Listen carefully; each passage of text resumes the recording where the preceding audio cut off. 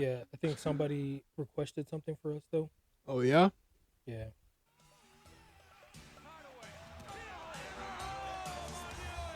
This dude.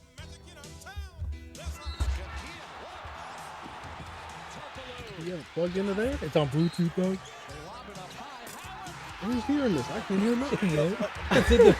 Oh, I was like, what in the world, boy? I was like, who's playing this?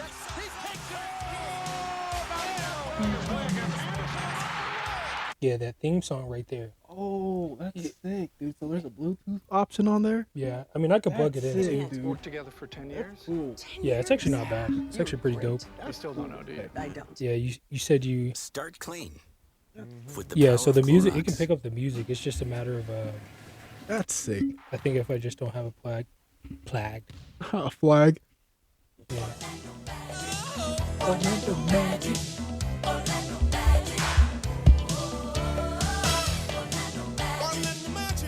All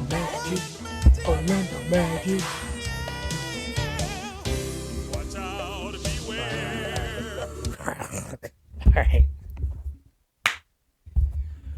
Welcome back to another episode of the Headless Horsemen Podcast, where we get a little headless, a little reckless, but we bring it in at the end of the day. I'm one of your co-hosts today, Optimus Coctimus, joined today with... See more butts, man. And welcome back, guys. Thank you for tuning in to another episode. We hope you guys have been liking everything that we've been putting out. We've been putting out a lot more content on a weekly basis, dividing up the content from the channel or from the recording so you guys can get them bite-sized content, snack delectables. Them horseman bites. Some horseman bites, the little sugar cubes. The nickel bites. Yes, plenty of nigga bites. And welcome back. Kick back, relax. Do what you gotta do. If you're in traffic, make sure you pull over that car so you don't swerve and crash. Scared. Looking like Lance Stroll out here. Yes, Sirski. And we just want to say again, shout out to all you guys listeners out there. You audio listeners are booming us right now in a positive direction, like Dogecoin to the moon. We're at 120 listens on Spotify. We do want to try to get monetized so you guys could donate. You know, we'd like to start off with a donation. Donate of to the $1. OnlyFans. Yeah, donate to our OnlyFans. The OnlyFans link in the bio. But seriously, we want to say thank you to you audio listeners out there. We're at 120 listens right now, and we have 6 of you guys following us on Spotify. So help us get that up to 150, and also let's get that up to 10 followers on Spotify. Let's also get up to 10 followers on Apple Podcasts, and then also on YouTube. Let's go ahead and break that 20 subscriber mark. Yeah, man. Every follower and subscriber's a win. We're not one of the people that be like, oh, y'all need to do this, this, and this. We just appreciate even if one person follows. Like on TikTok, we had 3 people follow us. That was a huge win for us. For this last week, it was triple dub, dog. Yeah, like, man. y'all So we appreciate that. Yeah, for real. Like, you guys have been definitely helping us grow our content, be able to grow our audience, our authentic listeners, grow the stables, if you will. The horse quarters, man. Yeah, the horse quarters has been booming. You guys seem to be loving our bite-sized content on Instagram and TikTok, so we'll keep putting more stuff out there. See More Butts has been just controlling that narrative for us over here at the stables, at the horse quarters, and he's been just doing what it does. So if you guys like what you guys keep hearing, we'll keep doing more stuff, more call to actions, especially with March Madness coming up. We definitely want to be able to hear from you guys about your guys' predictions, what your guys' who do you guys think is going to win it all? Who do you guys see in the Final Four? So we can definitely just be able to get more feedback from you guys. We really do enjoy you guys listening. And also, for you Spotify listeners, we also do have call to actions that you can interact with. We've been trying to put them out every week. Like this next week, we're going to probably put one out to see which team you guys think in the NFL had the best offseason move so far. So if you guys just want to let us know and just type in the interaction, like who do you guys think did the best during this offseason, just let us know. That'd be greatly appreciated. But like I said, on YouTube, we're trying to get that up to our 20 subscriber mark so we can do like a mukbang or something like that. We want to keep doing more interactions with you guys, and we're just going to keep putting out that content for you guys. So do you have anything else you want to do during this gratitude segment for the followers and the listeners? All right, Headless Horsemen, let's ride. Today, we're going to talk about NFL offseason because last week has been going crazy. For the last 2 weeks, everybody's just pulled the trigger on the gun. Pretty much. And there have been a lot of trades, AFC, NFC. So we were able to find ESPN articles to kind of detail what each team has been able to do, kind of cook up what they want to do. So we're going to go ahead and get into it. So we got it up now. So we'll go ahead and start with the AFC East. We got the Buffalo Bills. So trash can, you niggas suck. Sorry. They're bringing back starting defensive tackle Daquan Jones. But they said the biggest addition right now is the wide receiver Curtis Samuel. Samuel. So apparently Samuel is also someone offensive coordinator Joe Brady coached while with the Carolina Panthers. Although the move shouldn't mean the Bills are done replacing Gabe Davis, Samuel has a lot to offer to the offense. Yeah, I mean, Gabe Davis really inconsistent. That's one thing Bills fans were. You guys were harping on Gabe Davis, man. He popped off in the AFC Championship, and he just been real inconsistent throughout the year. Yeah, so he is going to get signed to a 3-year, $24 million deal worth up to $30 million, including $15 million guaranteed. Okay. So number one, he did ball out in Washington when him and that quarterback, not Haskins, but the other guy, just stick and rip. When they actually started getting clicking, remember, wasn't this the guy that said he was just out there doing cardio? I think that was Darnell Mooney. Yeah. When he had my bad. So.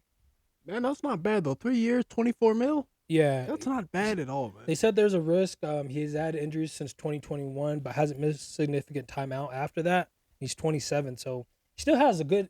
This could be the time where he hits a solid prime before he really has to look at the other end. Yeah. Yeah, hits 30. Yeah. And then, after 30-year-old receiver, man, unless you put him up Mike Evans stats from the time you got in the league, you're not really probably not going to get a huge payday like that. That, and then two, I think it's just going to be the fact that he can play different roles that they want. So, I mean, your 1 through 3 packages, you're going to see him in, like, being able to second and longs, first downs, third and shorts, third and manageables. I think this is probably something that they want to look for that's going to be actually be able to get consistent route running, consistent handling, all those types of things that are actually going to matter the most to him. Do they still have Diggs? I think he said he's looking for whatever comes next or something like that. So, but I don't think even with these additions, this isn't gonna. For some reason, it just still seems like Stephon Diggs is not getting the looks that he wants. You know what I mean? Because last year it just looked like he was dropping passes too. That, and then even that last year's offseason. What? When he had that drag route and Josh Allen didn't throw it to him? Yeah, that, and then I think it was the offseason too. He was complaining that he still just doesn't feel like he gets enough touches. And I'm just like, compared to the days of Minnesota to him now, it's like he's not getting the same, like, at least Kirk was like, I don't care if you in double coverage, I'm going to give you a chance. And that's the problem. It's like, I think when you have a star receiver like that, I think here's the thing about adding the guy that they just added. Curtis Samuel? Curtis Samuel. What I'm saying, if you're adding Curtis Samuel, it means that I want to be able to build around Stephon Diggs to open it up so he doesn't have to deal with so many 2v1 matchups. So, like, Curtis Samuel's he's going to be more agile in the offense, versatile? That, but he's just going to take so much stress off the fact that when we do plan around Stephon Diggs, it's easier because now we have another option that they do have to respect. Is he a tall guy or is he one like the short, speedy guys? I think he may be like right in the middle, to be honest. So because Gabe Davis was like what, 6'2"? Yeah, 6'3"? He was a tall dude. Yeah, so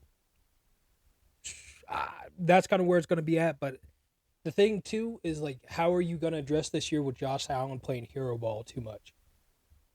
You know that. What are they going to do about the running game? I don't know. So they drafted a receiver, or they got that receiver, Daquan Jones, as mentioned earlier. Because James Cook, he's doing his thing, but they got to Deion Dawkins, they just re-signed him, left tackle. The tackle, yeah. 4th highest paid tackle in the league. He deserves it, though. He deserves just his it. age. I mean, he's 30, but I mean, if he hasn't had any injuries, Ty Johnson, the running back, they're re-signing him, but.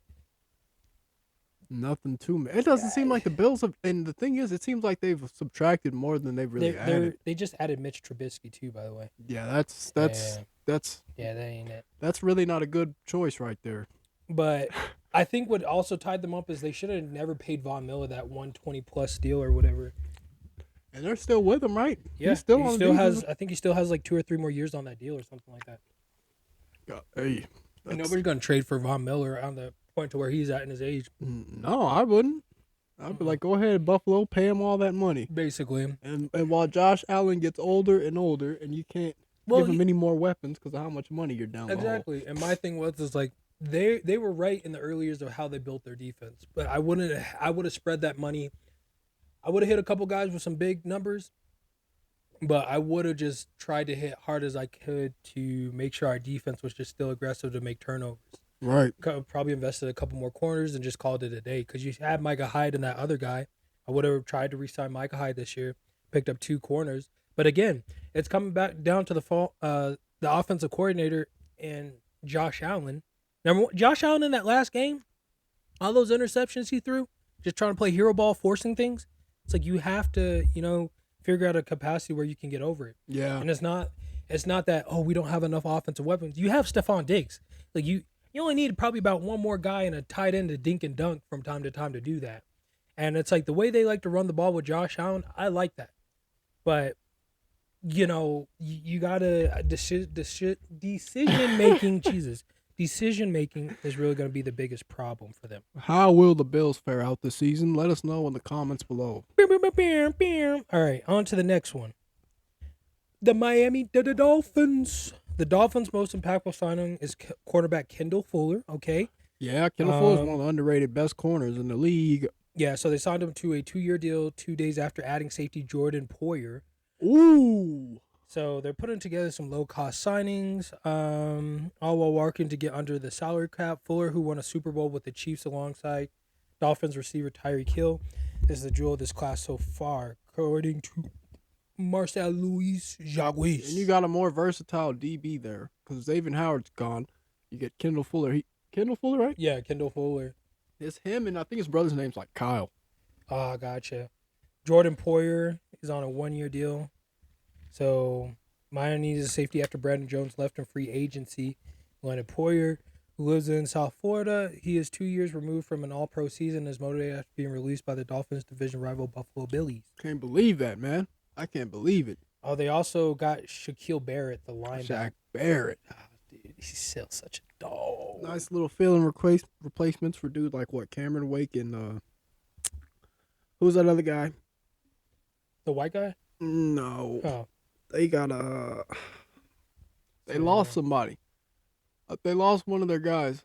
So Christian Wilkins or Cleveland Farrell? Oh, gotcha. One of those two ended up signing to another AFC team we're gonna mention in here. Okay. The Dolphins So they signed him to replace him. Gotcha. The Dolphins will have a new starting center in 2024. Connor Williams' contract expires at the start of the new league year, and he's still mending from a torn ACL.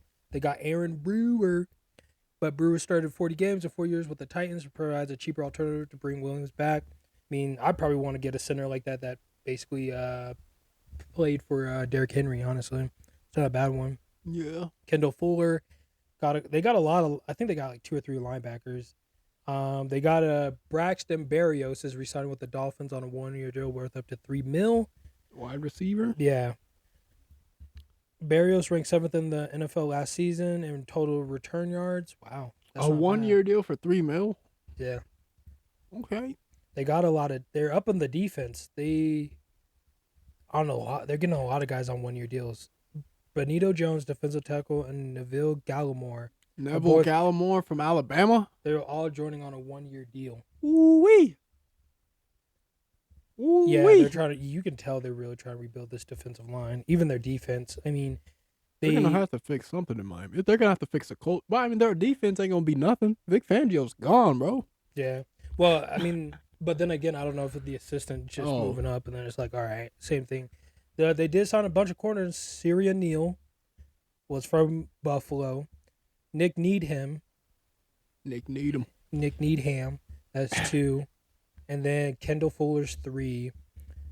Yeah, they signed 3, and then they got that safety, Jordan Poyer. So they got a lot of depth that they're looking for in the secondary, which I think is good. I wonder if they're going to be playing a lot of nickel and dime next year. Looking for a lot. Probably, dude. Yeah, because they got those linebackers too. So a lot of these linebackers sound like they just get downhill aggressively. Dolphins fans. Yeah, they're looking for off the ball. So Jordan Brooks, linebacker. Miami needed an off ball linebacker after releasing Baker before the start of free agency, and should allot in alongside David Long Jr. to fill that role. Okay, yeah. So looks like the Dolphins are looking to rebuild their defense.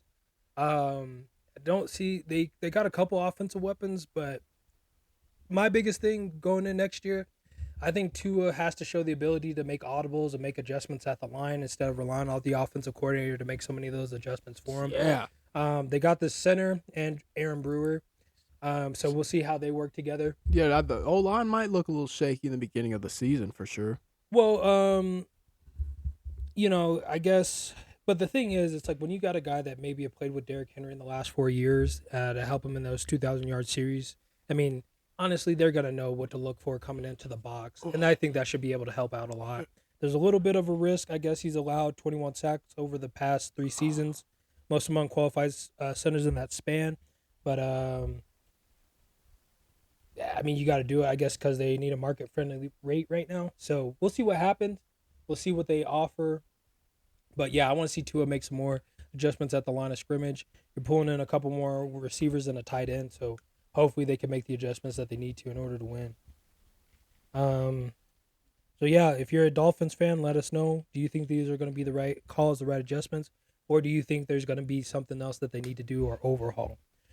Next, we're going to talk about the Patriots. The Patriots finished 32nd in the NFL in pass block with a rate of 43.4% last season, reflecting of struggles along the offensive line, and faced a prospect of losing their best blocker free agency. So, resigning offensive tackle/guard Mike Onwenu to a 3-year, $57 million deal helped mitigate a need from being even more dire. And the team will continue to try to address the offensive line before the season begins. Well, they lost that offensive tackle, Shaq Mason. Dude, you freaking Pats fans. You know why. You know I'm grinning. You know I was smiling when the Patriots were mentioned. Yeah, go ahead and talk to him. I'm going to go ahead and just change out this battery. Or do we just want to wait for it to die? Yeah, wait for it to die, man. Okay. Well, I just don't want it to die, and then we're not. Oh, no. But Mac Jones got traded. Why did you guys trade your quarterback that you drafted? But imagine that. But to be fair, they did pick up Jacoby Brissett on a 1-year, $8 million contract with a maximum value of $12 million. So Brissett been in the league for a fat minute, so there's a bigger pickup. There's like finding a golden trash bag right there. Wow, no disrespect, Mr. Brissett, but there's a reason. There's a reason you've been passed around the league, brother. Well, you ain't Fitzpatrick. Well, the thing is, I guess with the Alex Van Pelt having started Brissett's background with first-year Patriots offensive coordinator Alex Van Pelt, having started 11 games in Cleveland in 2022 when Van Pelt was the quarterback's coach, was a link that had many predicting he would ultimately land in New England this year. So I guess the only thing is the strain that the 1-year deal is going to put on it, but the Patriots have plenty of space to work with. I think, Jacoby Brissett was also the backup that when Brady was down. Yeah, bro, he's been there for a minute. And Garoppolo. Yeah, so I think this is a smart move. Garoppolo. I mean, even when he was in Indianapolis, he was still playing with that terrible O-line that Andrew Luck had. So but he was able to negotiate a strong deal for himself. Yeah, bro. So to be fair, I think Jacoby Brissett is a solid thing. You got a veteran quarterback sitting there. See what he does this next year. I think a lot of it's going to come down to how much of the old playbook that they can build off of, considering the quarterback's coach him and the offensive coordinator. They get together, see what he likes, doesn't like. That guy's gone, though. The offensive coordinator? McDaniels was there when there was the offensive coordinator. Was it one? Yeah. Well, they got Bill O'Brien is offensive coordinator, right? Still Bill O'Brien? Is Bill O'Brien in the NFL calling plays now? Is he back? So. I think so. Bill, if you're watching this, I don't know how you have a job. I'm not even hating. I'm just saying, dog. And then, Jeez. So they got Kendrick Bourne on a 3-year deal to return to the Patriots that could be worth up to $33 million. So he wants to be part of the Patriots rebuild. I guess he had his coming off a right torn ACL, but then again, him coming back is probably going to be good. Other offensive weapon, Hunter Henry, the tight end, was a team captain. He turns 30 this year. Age starts to catch up to him. I mean, in this rebuild, you want to get some veterans to start off the rebuild, honestly. This is an easy transition. They also pulled in Jalen Reagor. So Reagor, who totaled 7 receptions for 138 yards in 11 games last season, made his greatest impact as a kickoff returner. Okay, that's solid. I mean, you got to take it. Austin Hooper, another tight end. Antonio Gibson, a running back. We mentioned the tackle already. They also re-signed Nick Leverett as a guard. Has signed a 1-year deal. So the 6'4" adds a layer of depth at the position alongside. So that's kind of good. We're still talking about the Pats, right? Yeah, Patriots. Yeah, see, that's how I know. Lame ass dudes. I've been zoning off. Typically, I have something to say, some jokes. Yeah. I'm over here like, who are these people? I mean, They're just rebuilding the line pretty much. So they're starting offensively, trying to get some veterans at the front in the wide receiver, tight end position, either with people that have been back last year, the year before, or some veterans that are picking up. I think the best spot to start with, though, is their quarterback position, considering Brissett has a Super Bowl ring, so he knows what it takes to win. He's seasoned. He's a veteran. So we'll see what happens.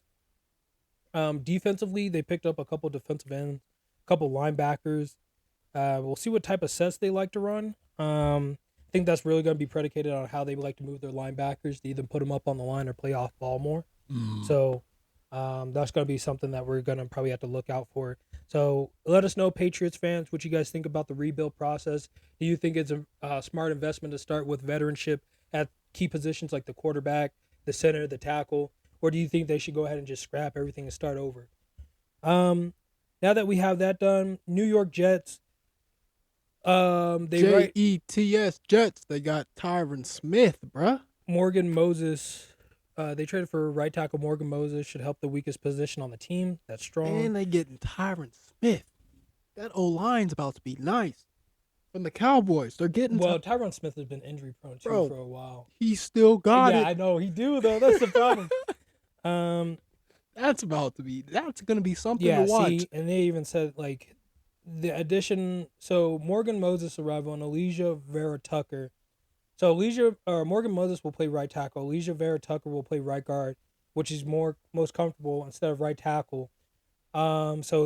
Moses is a savvy vet known for his durability, which would be a plus on their injury-prone line.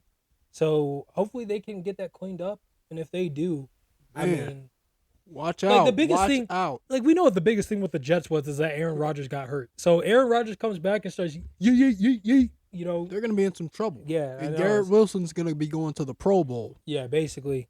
So if they get over that, they'll be fine. I mean, their defensive line, it sounds like they're just gonna have to re-sign everybody defensively. They get everybody's Tyron Smith, 1-year contract.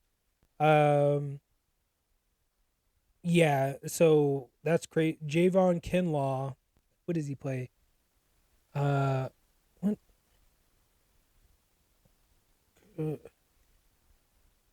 Okay. I guess he plays defensive line, so they're picking out Tyrod Taylor. Tyrod Taylor, are you serious? Yeah. Oh, yeah. Backup QB. Yeah, to quote Jets owner Woody Johnson, we need a backup quarterback. We did have one last year. Cooked. Zach Wilson's getting cooked. Oh, my God. Wait. Did Zach Wilson? Cooked, dog. Oh, my gosh. Cooked. They bring back Solomon Thompson, their punter, John Simpson. So, oh wow, that's okay, funny, bro. So John Simpson is going to replace the left guard. Okay, that looks good. Yeah, Lika Fotu is going to be. Jesus Christ, they're bringing in a lot. You can tell they're spending a lot on these defensive tackles and these offensive line. So right. With more offensive linemen getting more light nowadays, I think that's the better move considering basically the Jets seem to be overhauling a lot of their injury prone positions on their offensive line, ranging from the right guard, right tackle, left guard, and also the left tackle. Sounds like they got a solid start with their center being solid in who he is and what he does. Yeah. So it seems like everybody else had to just get overhauled and deal with those injuries appropriately. And going with savvy veterans that are just tough, even though they may be older in age, they don't have the quickness to speed. But honestly, if they can play a full 16 games, that means more than like a lights out hot shot that plays 4 games but gets injured. You know, They can't see the light of day again. I think defensively too, it seems like they're just, from the way they play defense, kind of reminds me of the defense that Atlanta Falcons play, where they rotate, like they substitute a lot on the defensive line back when they went to the Super Bowl. Back when Quinjamin Franklin was their head When coach. he was actually decent too. So it seems like they want to sub a lot and do a lot of rotations at the defensive tackle, defensive end positions. So I wonder if that means they want to be aggressive with their pass rush, being able to do that multiple sets. And then also it seems like they re-signed some corners and some safeties, like one corner, one safety. Oliver something got re-signed. So it seems to Oliver me, something? I can't remember his last name. But Oliver sitting there, fuck you, nigga, fuck you. yeah, basically, it seems to me that that's how they want to rebuild things. And honestly, when you're resigning that many defensive tackles and defensive ends, you want to be able to rotate highly because it seems like you want Isaiah Oliver. So now they're loaded and they got people to play all their corner positions, along with Sauce Gardner, DJ Reed, and Carter. So they have a lot of depth, and it seems like they want to rotate heavy because they just want to be on attack mode the whole time for that game. I don't know if that analysis sounds wonky, but investing in veteranship really seems like to be the name of the game for the AFC right now. From all It's of like them the that we transfer covered. portal, man. Yep. So let us know down below if you're a Jets fan. Do you think this is all you needed? I mean, last year I think they could have had a more solid run if they did probably pick up a more savvy veteran quarterback. Yeah, As we most did- definitely. Like we saw the Jaguars and Cincinnati Bengals when they had the battle of the backups. That was a good game, and you had two veteran backup quarterbacks basically in there playing ball.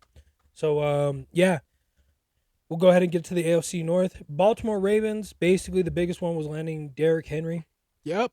And releasing OBJ. And they released OBJ. So Derrick Henry, obviously, so he's on a 2-year, $60 million deal.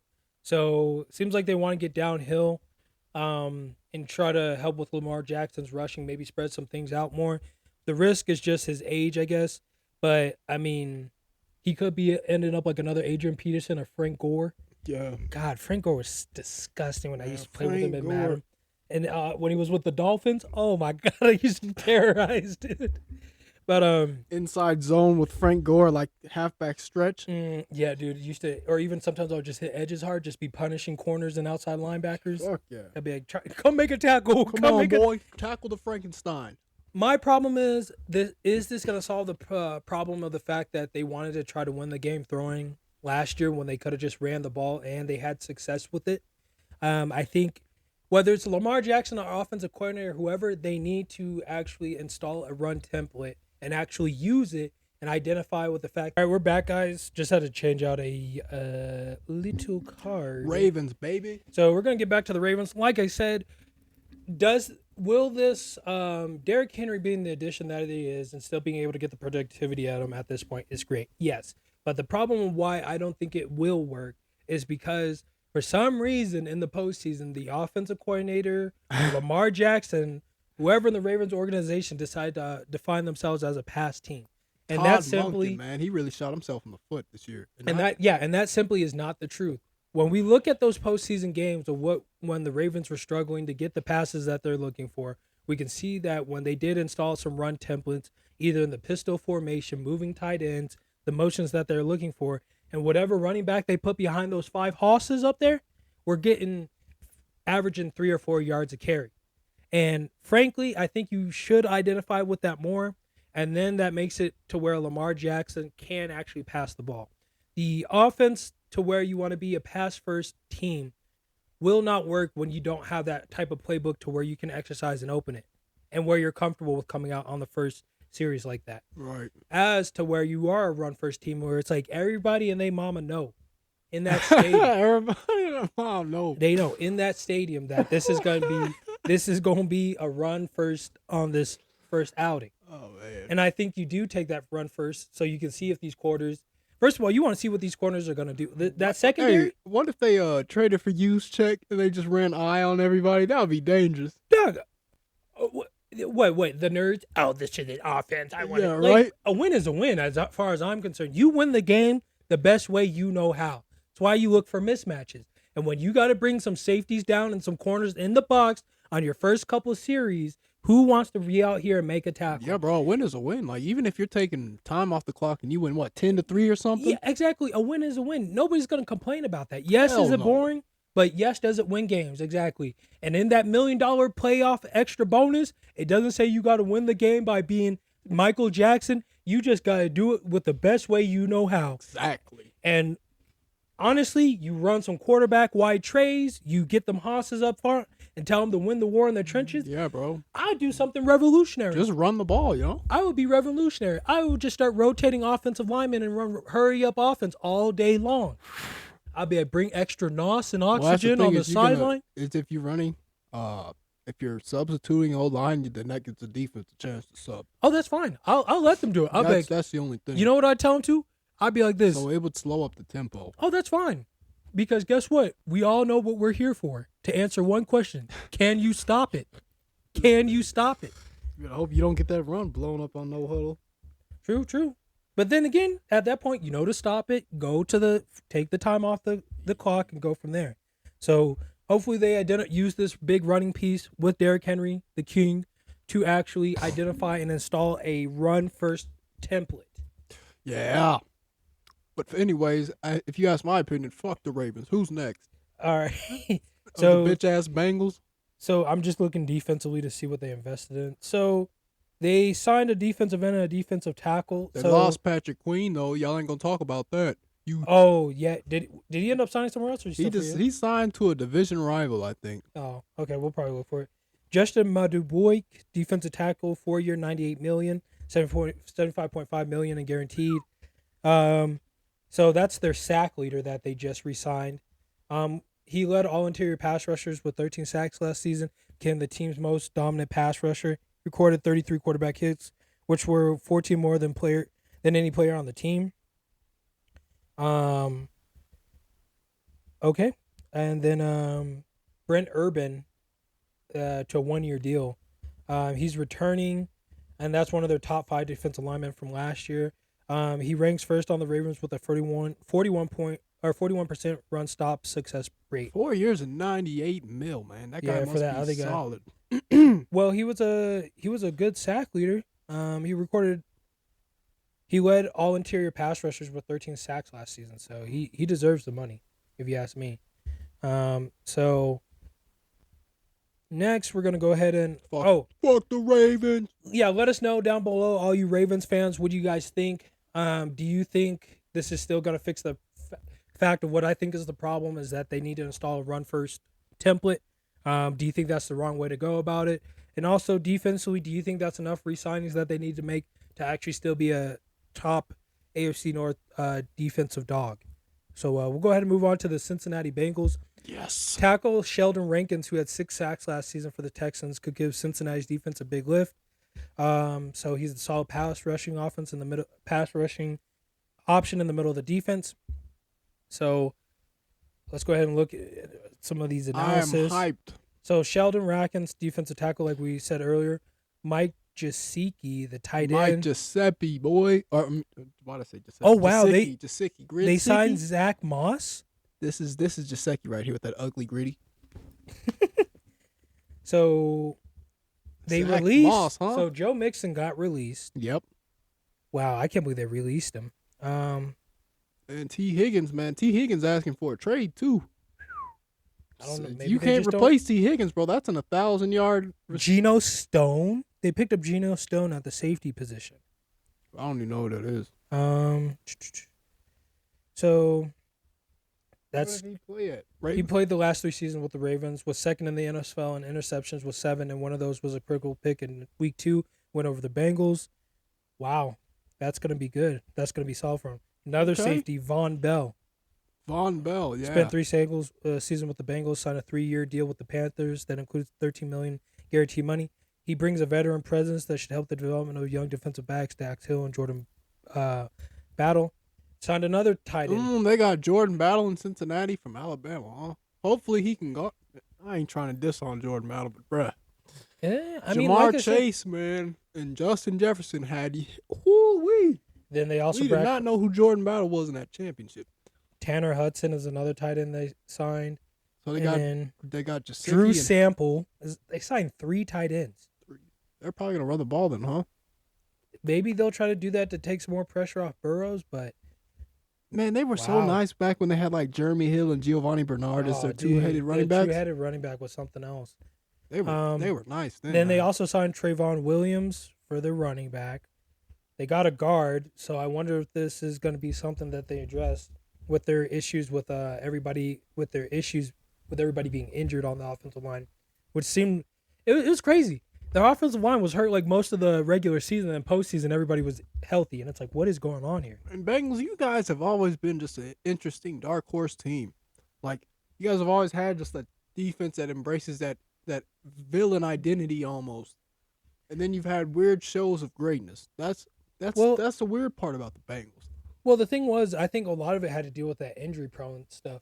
Like, man. Because if we're going to be honest, AJ Green and them used to be an issue. They did. Yeah, and who was it? Eifler that tied in. Tyler Oh Eifler. my god! But what's his face that And then on defense, man, they had like Dre, Kirkpatrick, Vontaze Burfict, that evil Geno Atkins. Yeah, that defense. Man, that defense was evil. Yeah, like that defense was evil. Yeah, bro. That defense was a problem, man. What is the villain group from the Justice League with Man Ray and Lex Luthor? Yeah, bro. What is that group? I don't even know what they're called. Well, you know what I'm talking about, yeah, right? Bro. Those are the super villains, man. Yeah, so seems like they're investing a lot in tight ends. So I wonder if they're trying to use bigger targets for Joe Burrow when he comes back healthy, as well as being able to have that dual effect of actually being able to run the ball with who they have. So we'll see what these playmakers do, especially with Trayvon Williams. He's on his 6th season. And then also they have him, but then Zach Moss was solid with the Colts. So, when Moss filled in for Jonathan Taylor at the beginning of the last season, he was one of the top rushers in the league. Yeah, he was dangerous beyond that line. So, I think that's going to be solid. I think the biggest thing we're going to have to wait for is to see how Joe Burrows comes back for his injury first off and foremost. I will want to see how they use those 3 tight ends. Are they going to try to use those? Are they going to be like more dual in their approach? Yeah, is Tyler Eifert still on the Bengals? No, I think he's been long retired. Boys started racking up the injuries. No, bro, I could have sworn he's still on the Bengals, dog. He retired. Dang, dude, these are a lot of teams. I don't know if we'll get through all 32. Are we at Steelers? We're at. Yeah, are we at the Steelers? Yeah, we should be at Steelers, right? Yeah, we're at the Steeler Billers. Oh, we've skipped the Browns. But Man, Browns ain't doing nothing. yeah, so they went with Jameis Winston, Yeah, nothing. who just finished blessing a marriage this offseason. Yeah, when he was praying, Yeah. you couldn't take him serious. You don't think so? Not as no preacher. He looked like he was getting ready to cry. Hey, the weddings are emotional. Father, I can't take Jameis Winston serious if he was my preacher, bro. Yeah, so they picked up Jameis Winston. Zadarius Smith. Oh, he's going. Oh, man. He's returning to the Browns. We should have kept him. What the hell, Browns? Smith played a key role in the Cleveland Browns defense that ranked number 1 in the league during the regular season. Oh, my God. He helped Myles Garrett get that freaking defensive player of the year. Jordan Hicks. Oh, my.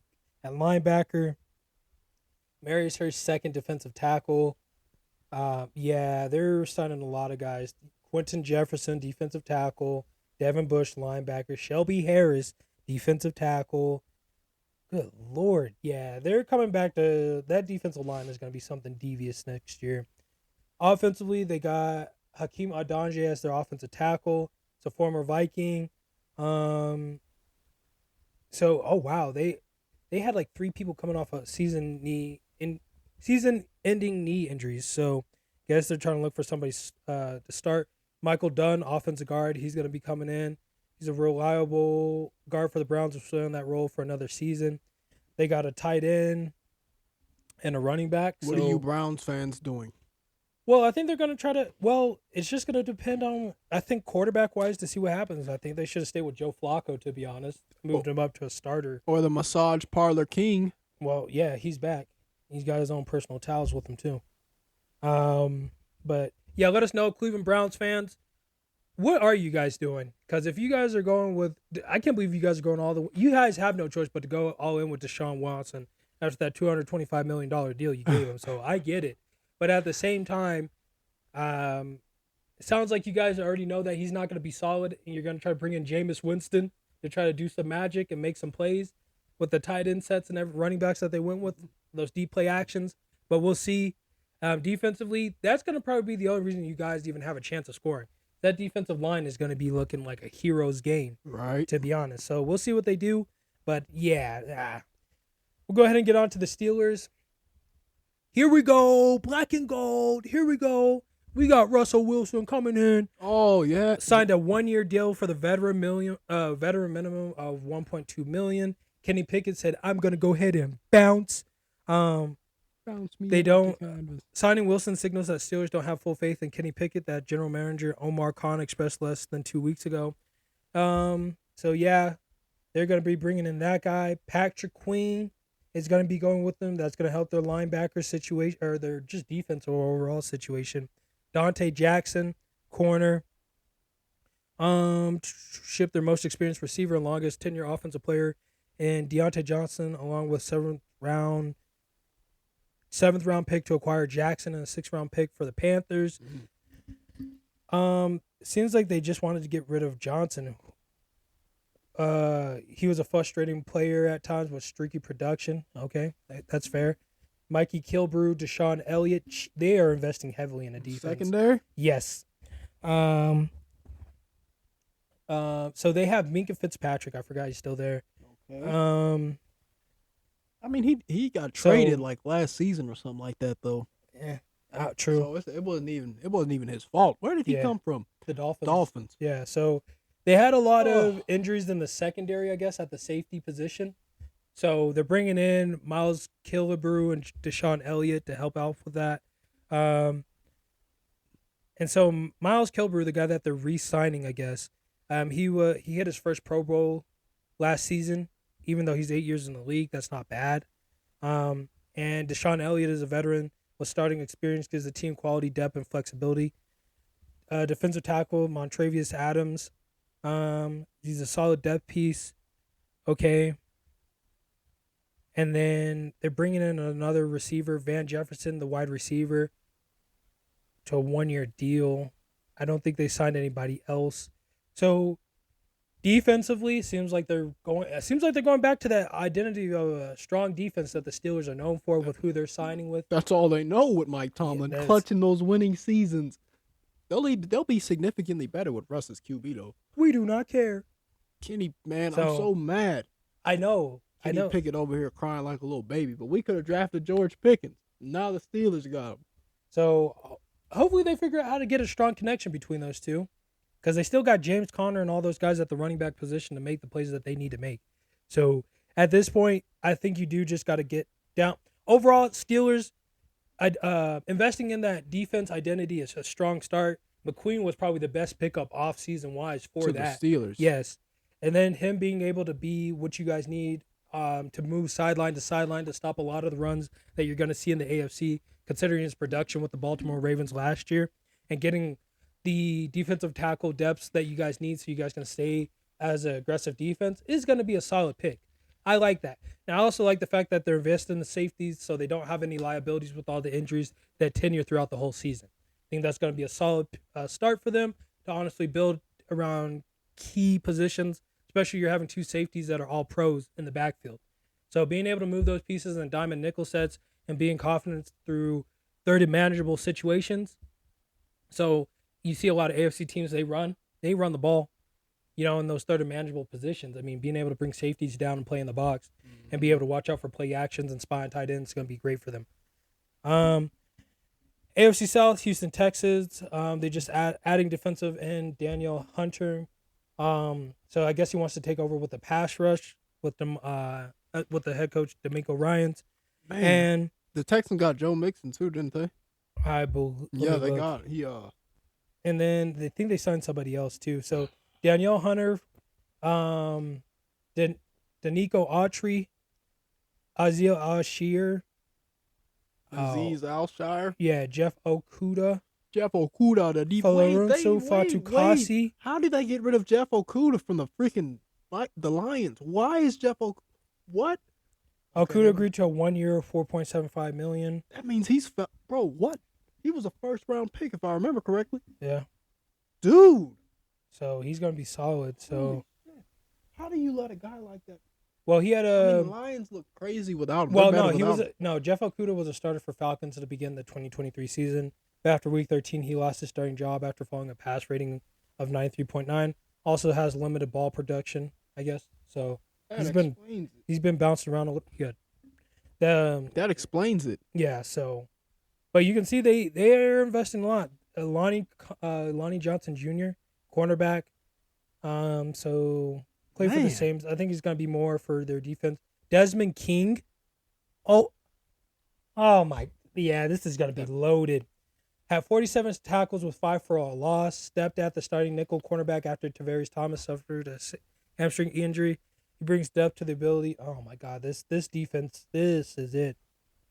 So Desmond King at corner. Lonnie Johnson Jr. corner. Seems like they want him more as a punt returner. Follow Ronso Fadakasi. He's on a veteran minimum, but that's defensive line depth. Jaffa Kuda.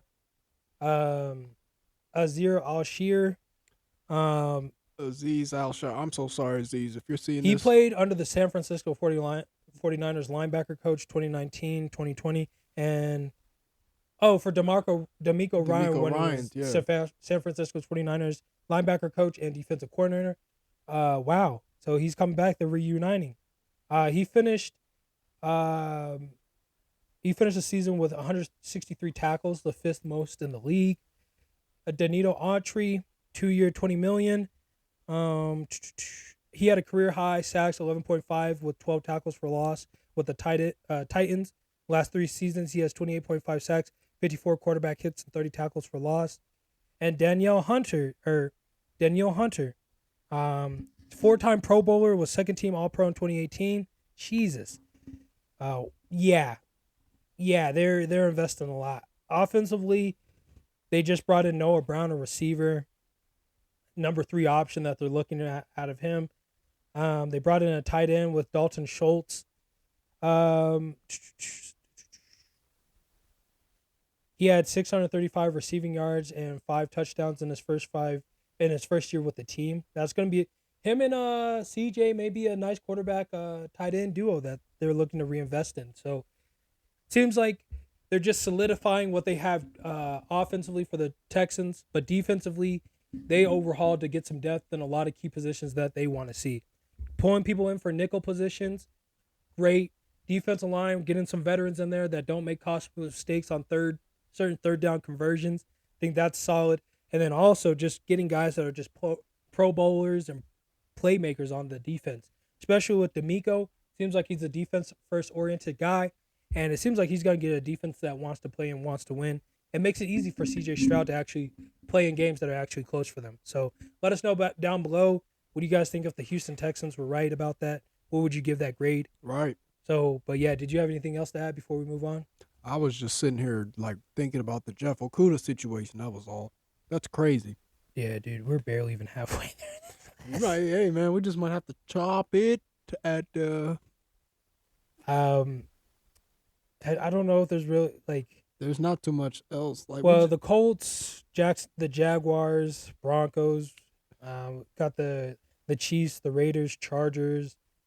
Maybe we just do AFC today and then do NFC next week. Yeah, next week. Yeah, because Yeah, hold on here. Yeah, because we got about 5 more teams left. Holy shit! 6 more teams left. Let's get a speed run through some of these. Yeah, because some of these teams aren't relevant. Really. Yeah, because I think we're at probably close to 40 minutes. No disrespect to any of you fans of these teams, but in terms of playoff contention, some of you guys are far away from it. 1, 2, 3, 4, 5, 6, 7. I think we could get through 7 teams pretty quick. Watch this.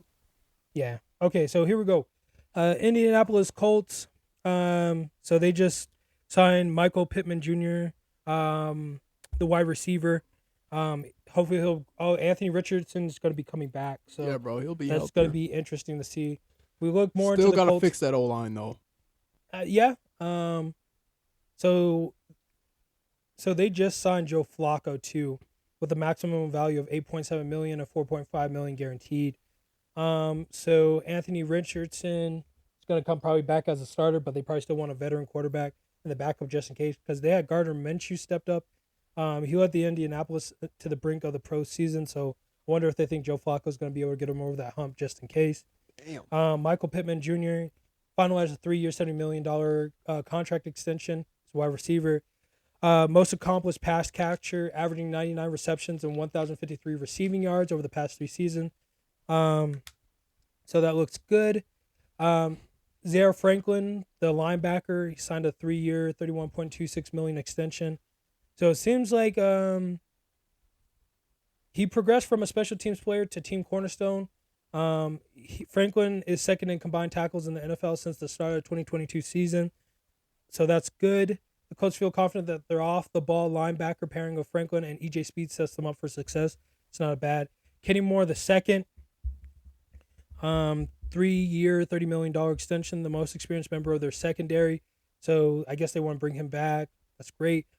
Raekwon Davis, defensive tackle. Grover Stewart, defensive tackle. So seems like they're trying to bring back a lot of solidity and glue mesh between their interior defensive tackles as well as their off-the-ball linebackers. You could definitely see that them bringing back Tyquan Lewis, the defensive end, 2-year extension with the Colts is going to be something strong. They're looking for a defensive line rotation. Tyquan Lewis, who last season battled back from consecutive season-ending knee injuries to productivity. Lewis 29 didn't have stellar numbers, but he tailed for 4 sacks and 9 tackles for loss, despite playing 37% of the Colts' defense snaps. That's not bad. So most of this makes up defensive stuff that defensive solidification that they're looking for. So off the ball linebackers, especially with Zaire Franklin getting sideline to sideline, probably that's what it says with the combined tackles. But having defensive tackles that plug holes and actually get arms out there with the guys that they're re-signing and the rotation depth, I think I think that's a solid start. And then having that veteranship that they're bringing back in the secondary is definitely going to bring them glue. Considering that in the AFC you have to run sideline to sideline, considering how hard guys like to run the ball. Baltimore Ravens, if they're going to bring that back, the Bills are going to probably bring that back, so you have to be able to cover that. And it seems like they'll be able to do that with off-the-ball linebackers and also being able to plug up passing lanes. With the Chiefs or anybody else, probably going to be looking at a lot of the Chargers when they start throwing some shots too. So I think with them bringing back those star positions that they're looking for, that glue that they're going to mesh, I think defensively they're going to be able to build something special over there. So you got any comments about that? Nope. So with that being said, with those contract extensions, that would be the only thing that I'm worried about, considering some of those guys had some injuries. But if they feel that they're worth the money, hey, more money to them. Who's the next team? Jacksonville Jags. So they just added new center Mitch Morse because they had a different terrible, outing from second-year player Luke Fortner, who ranked 31 amongst centers in pass block win rate. So Morris 31 provides the upgrade after 9 seasons as they started with the Chiefs and the Bills. Wow. Since he entered the league in 2015, his pass block win rate of 94.4% ranks 10th among all centers. That's solid. So they're going to go with that. Let's see if they have any other. Gabe Davis is going there as well. Ezra Cleveland. So it seems like they're doing a lot of. Wow. The Jaguars have what they viewed as their top online group in 2023, all under contract for 2024. So, wow. Darnell Savage. God. Ooh, I want to cuss so bad. Ooh. He's going to the Jaguars? Who's next after that? They got D. Ernest Johnson, running back. Right. Jeremiah Ledbetter, defensive tackle. Ronell Darby. He's got to go play corner over there. Devin Durney, wide receiver. Blake Hintz, offensive tackle. And Daniel Thomas, safety. So nobody really relevant. Well, I mean, other they than had Darnell Savage pretty much. Well, that Mitch center. Wars. Yeah, the center, but their guard too. He seems to be one of those guys that moved around, I guess. And also that they want to resign. So I guess to sum it up, seems like what the Jaguars are doing, investing in the O-line, which I think is solid in the middle position. Got to start with your centers, of course. Gabe Davis, wide receiver. Big question is, let's see who's healthy for them to throw the ball at the quarterback position. As well as defensively, it seems like they want to invest in their secondary, which seems smart. I think they didn't like some of those passes that they were going to beat with last year with the Bengals, the Chiefs, and everybody else. So I think that's going to be a solid investment for them going forward. So we'll see how that pans out for them. All right. Tennessee Titans, DeAndre Hopkins. Calvin Ridley signs as a playmaker for the Titans. $23 million per year. Gee, The Titans are a shit show. They're not. Oh, they're my not God. doing anything. Denver Broncos, Brandley Jones. Pick up some of the work left off behind Justin Simmons released. Okay.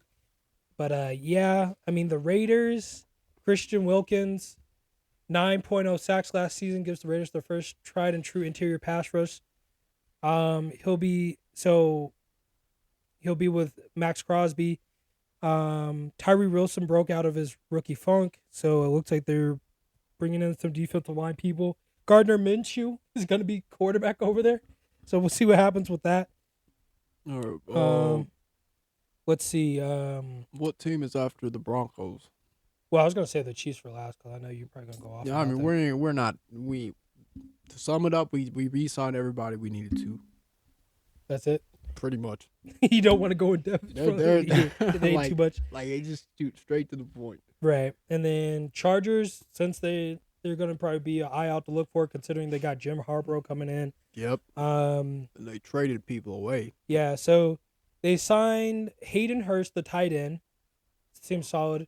Gus Edwards is going to be their running back. Solid. Will Disley, another tight end. And then all they also signed was Alohi Gilman, safety. So they don't have no Mike Williams and no Keenan Allen. They Yeah. don't got no Austin Eckler. Well, I wonder, here's my thing. I wonder if they're going to go with a balanced approach because I do want to get like a West Coast type of deal because they probably do want to get Justin Herbert used to actually throwing the ball and making some more completions. Who the hell is their tight end? Hunter Henry or something? Hurst. They Hurst? signed Hurst, but then they also signed another guy. So they have two tight ends coming in. So They're gonna probably draft receivers then. maybe, unless they really believe in those tight ends that they want to keep. But yeah, they may get a couple rookie quarterbacks because they got Hurst, but then Will Disley was another person. So yeah, and Will Hurst is probably, or not Hurst. Will Disley's going to help out with running the ball. They want a guy that for impactful rushing offense. So Okay. All right. so they want to improve the Chargers' rushing offense. The Chargers' highest ranked in average rushing yards per game since quarterback Justin Herbert was drafted in 2020, with 18th in 2021. They finished 24th last season, 30th in 2022. Disley gives the Chargers the blocking tight end the offense has been missing. So it seems like they're going to invest in that. And then also a guy that gets downhill, Gus Edwards. Come on, dog. I mean, he's 28, but I mean, with the balanced approach that they want to do to actually get a offense that can run the ball, I mean, it's probably going to make it easy for Justin Herbert to make some of the completions that they want to complete and Damn. keep him in the pocket how they want to keep him in the pocket. So we're just going to do the AFC predictions today because we didn't realize how many signings there were going to be for both. But to sum it up, I think AFC-wise, we're seeing a lot of guys invest in the offensive line from the injuries that they needed to fix. Considering the Jaguars had a top offensive group, if they didn't have what's-his-face get that high ankle sprain, they could have probably made a deeper postseason run. So that's great for them to reinvest into. New York Jets are really investing in what they see in Aaron Rodgers, and we've seen that there. Tyron Smith, another left guard. I think they brought in a center and a right guard, so they're heavily reinvesting, redouble downing on offensive line to produce productivity, to protect their star quarterback. Trying to think if there was anybody else. And then safeties-wise, or secondary-wise, defensive-wise, a lot of those teams have some top teams that have some glue pieces that just need to be re-signed. Houston Texans, I would also say the New York Jets, the Bills would be another one. And then the Ravens were a little disappointing, but they seem like a little slow behind it, but they'll do it. And then, so those are going to be some of the biggest ones that I would say defensively that we saw today. Do you have any opinion or anything you want to add to it? No, I'm just excited to see how. I just want to see how that season unfolds. Really. Yeah. I would say big highlights are going to be.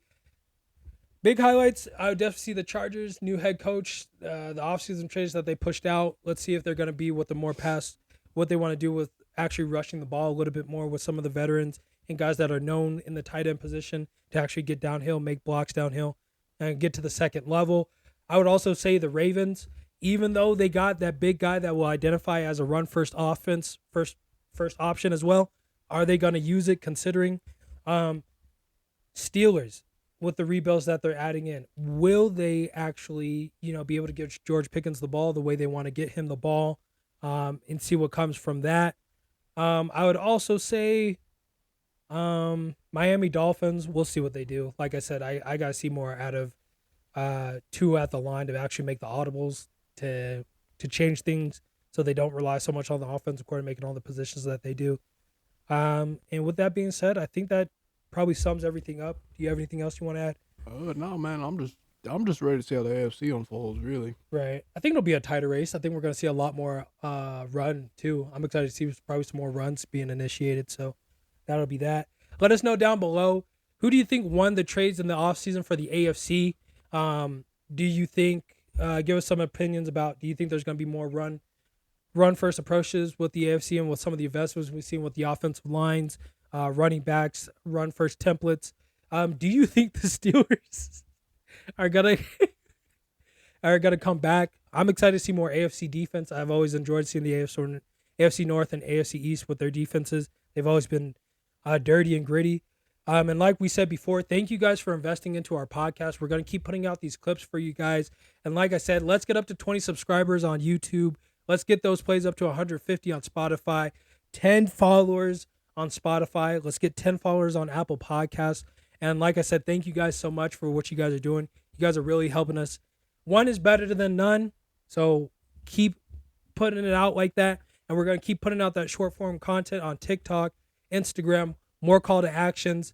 And we're going to keep spreading the message. Thank you guys for joining us at the Horseman Quarters, a.k.a. the Stables. I'm one of your co-hosts today, Optimus Coctimus, joined today with... See more butts, man. And Headless Horsemen. Thank you for joining us where we get a little headless, a little reckless. We're bringing it in at the end of the day.